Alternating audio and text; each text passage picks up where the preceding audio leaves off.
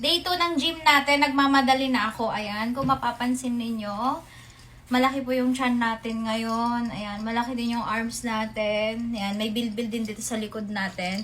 So, umiinom tayo ngayon ng Taikyo Detox. Very refreshing drink po. Ito yung pampapayat natin na sinasabay sa calorie deficit. And today, pupunta lang ako ng gym para mag-walking muna.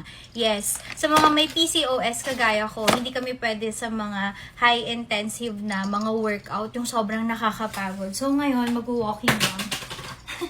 Yan yung iniinom natin. Available to sa Thai Beauty Shop, guys. Naka-live yung mga angels. Pag umorder kayo, dahil introductory price natin yung $3.99 for 10 sachets. Meron na din itong whitening. Ayan, bukod dun sa slimming. And of course, fiber. Very good for our body.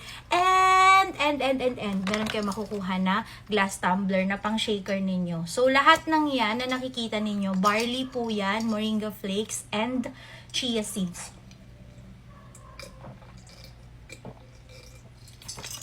Sarap. Sobra.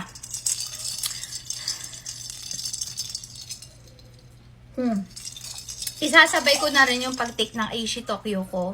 Ito naman yung iti-take natin na food supplement for our glutathione, biotin, zinc.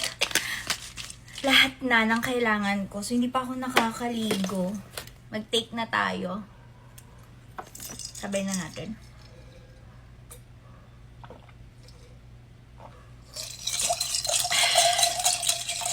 Ang sarap, nakakagana mag-workout.